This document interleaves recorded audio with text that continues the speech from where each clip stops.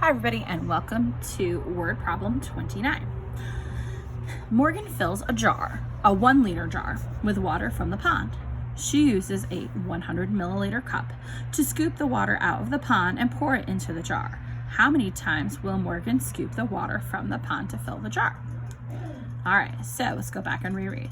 Morgan fills a 1-liter jar. So she's got 1-liter jar. So that's how big her jar is from the pond. She uses a 100 milliliter cup to scoop water out of the pond and pours it into the jar.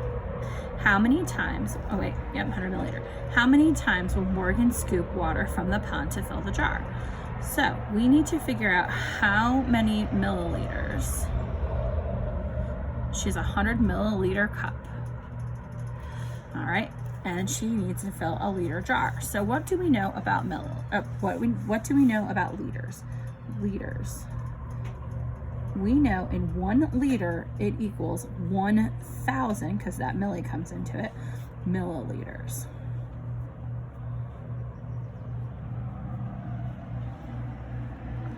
And her cup only has 100 milliliters at a time.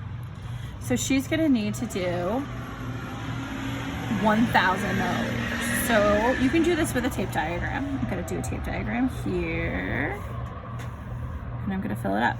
I'm gonna do 100, that'd be 1 cup, 200, 300, I may run out of room because I don't know if I made it, 400, because we're trying to get to 1,000, 500, 600. I did not have enough room, so let's see if I can go all the way over. Add to my table. 700, 800, 900. Very squeeze it in there. So it happens when I don't start in the middle. 1,000. So that's how many cups of tape. So now let's count the cups. 1, 2, 3, 4, 5, 6, 7, 8, 9, 10. So how many times will she have to fill the jar? She'll have to fill it 10 times to get 1 liter or 1,000 milliliters from the pond.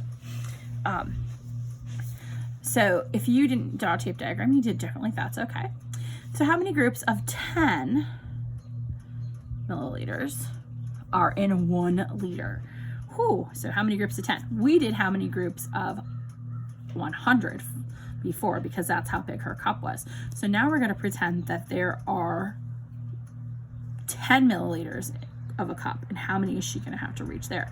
So if we know that it takes 10 of those to get 100, how many more will she have to do to get, or how many will it be if she had to do less than that? So if we know that we're dealing with 1 liter equals 1,000 milliliters. I'm using abbreviations here because I'm running out of room. We know that it takes 10 cups, 10 milliliters to equal 1,000. Oh shoot, hold on, not 1,000. 10 milliliters, 10 cups to equal 100. 10 milliliter cups. Hold on, I'm confusing myself here. Hold on a second. All right, so we know that 1 liter equals 1,000 milliliters. We also know that 10 times 100 equals 1,000 milliliters, because we did 10 cups. This time we're trying to do, how many times would we do for, and there's not 10 this time, we're going to 10 times equals 1,000.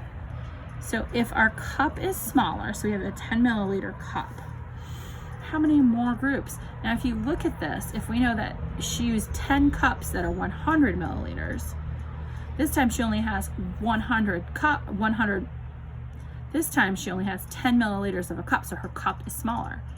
So how many cups would it take if we wanted to do 1,000 milliliters if we had a smaller cup? Now if you look at these math problems, they're very similar, because they're both, this is 10 times 100 equals 1,000, because we had 10 cups and each cup was 1,000 milliliter. Well, this time we have 10 milliliter cups, so we're gonna need a larger number here. So if we look at this math problem, we should be able to put 100 here times 10, because each cup is gonna be 10 milliliters. This is 100 milliliters. This time she's going to need to fill her cup 100 times if she has a 10 milliliter cup to equal that 1,000. I hope I explained that pretty well. That was kind of confusing, so I hope I didn't really mess you up on that one too much. This is why the metric system is so much more fun. It's so easy to do tens and hundreds and ones. It makes math a lot easier when you're trying to figure stuff out, especially if you know your tens. So I hope you enjoyed word problem 29.